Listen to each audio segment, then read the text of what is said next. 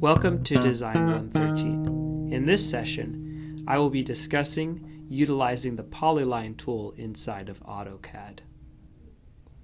For this particular example, I have two objects on screen. Before I show you the content of this lecture, I want to talk about the Polyline tool itself. The Polyline tool can be accessed here from the ribbon, or by just typing Pline into the command line.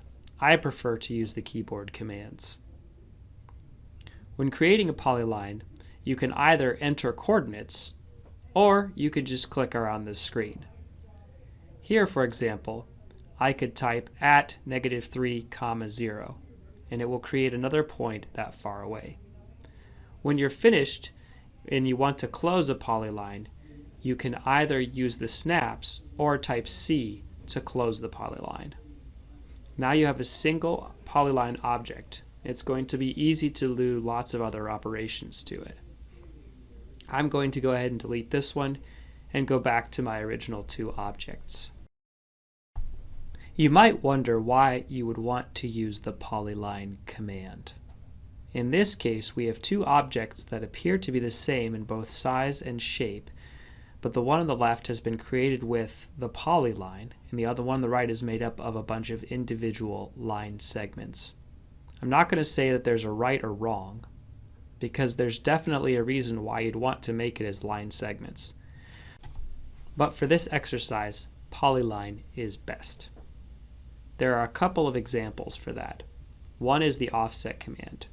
You can start the offset command by clicking on the ribbon, or you can type offset. For this offset, I'm going to use a 1/2 inch. And now I can click on the polyline and very easily offset it with one command. If I want to do the same on the right, I have to individually click every single line segment. Not only that, but when I am finished with the offset, I have to come back, and some of these would have to be trimmed and some would have to be extended.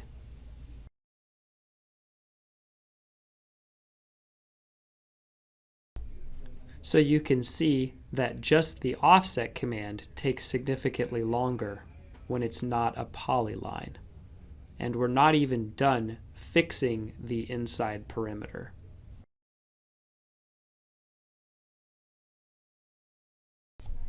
Another polyline shortcut is the fillet command. You can type fillet, or you can come up here to the ribbon.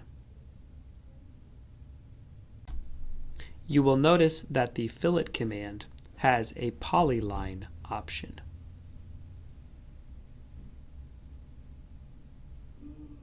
Let me go ahead and put in a radius.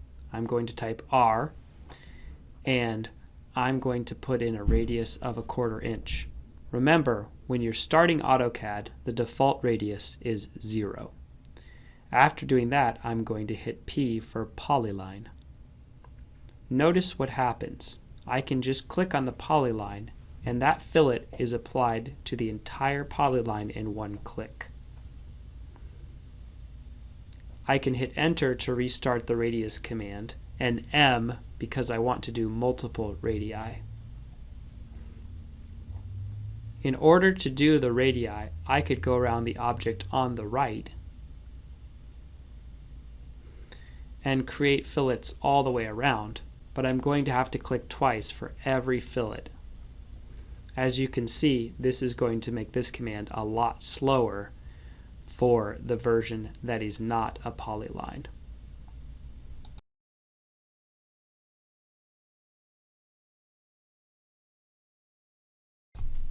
If you're only trying to create fillets, this will take a lot longer.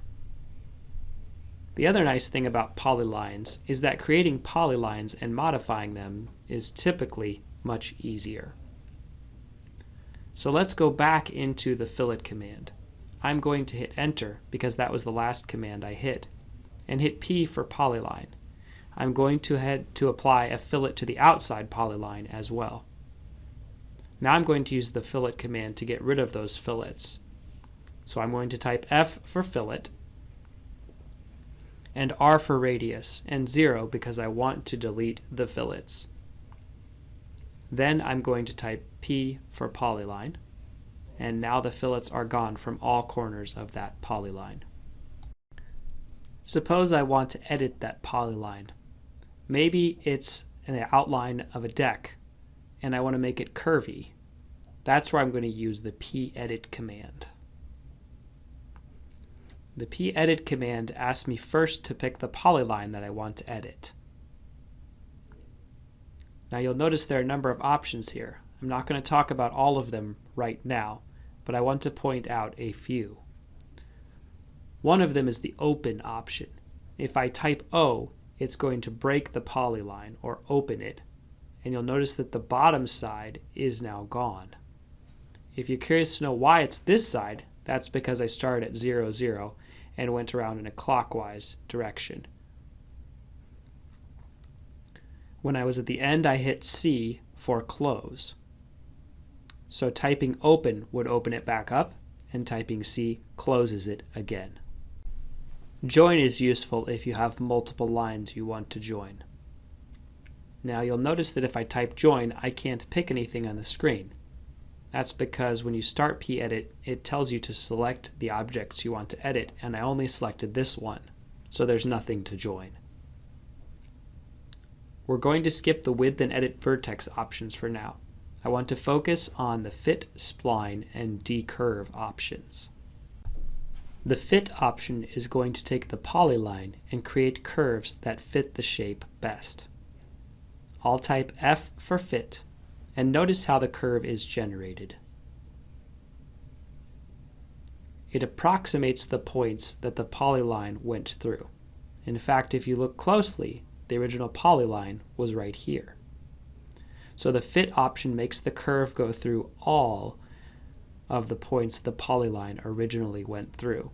So there was a point up here at the corner, a point right here, there was a point at 0, 0, and then each of these vertices.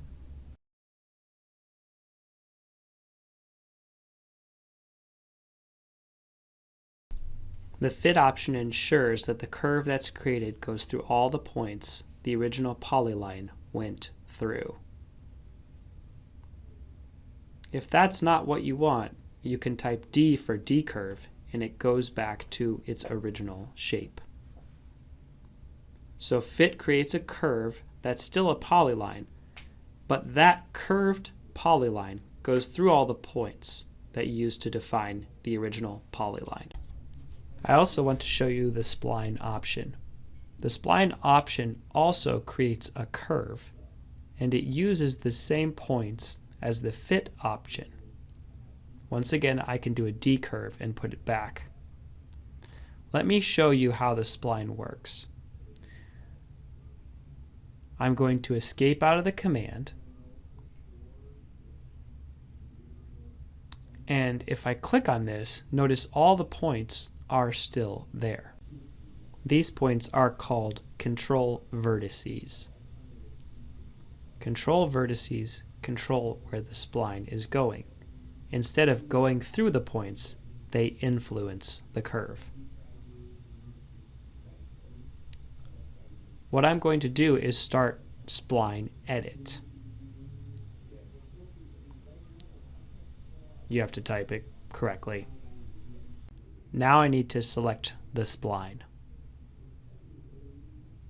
I want to show you that we have similar options. We can open it or close it. I also have an edit, and we can convert it back to a polyline.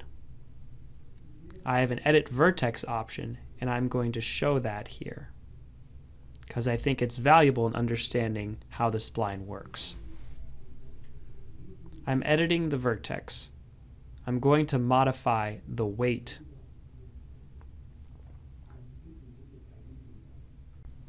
When using the Edit Vertex tool on a spline, the selected point highlights in red. I'm going to move around the spline to get to the point I want to modify. You can see on the right what the spline is actually doing. It's a curve that's pulled towards each of the control vertices by a certain amount.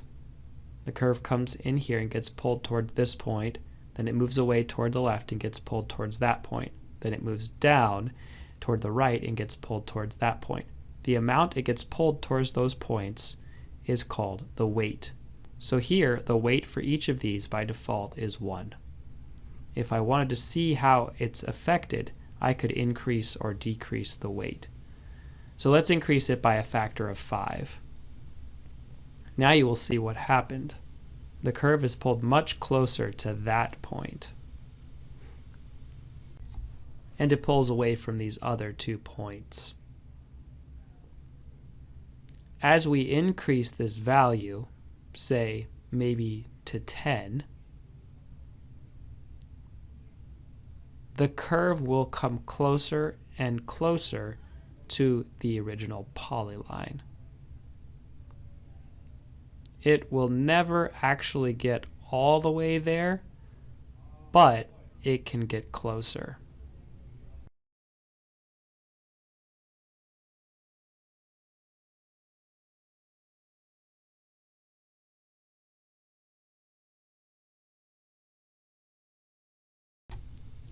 That's how to control the curve of the spline by adjusting the vertex weight.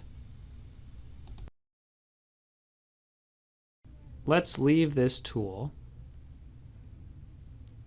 and let's convert it back to a polyline. When I convert it back to a polyline, it's going to ask for a precision. The default value is 10. Now it's a polyline. This is something you need to be aware of, because when you convert from a spline to a polyline, it's not going to give you the original shape. It's going to give a mathematical representation, instead turning it into a bunch of small curves. This is still a polyline, but you need to know that when moving from a spline to a polyline, you lose some information. So let's do a few undos, because there's one more thing I want to show you. In case you forgot, Control-Z is the shortcut for undo, and AutoCAD has a lot of undos by default.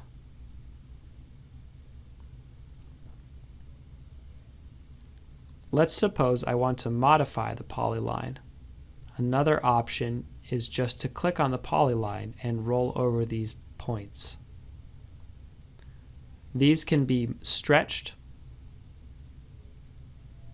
and you can just click on them or roll over them, and you can move them around. The same is true with the end points. These are called grips, and they are available on polylines as well as regular line segments.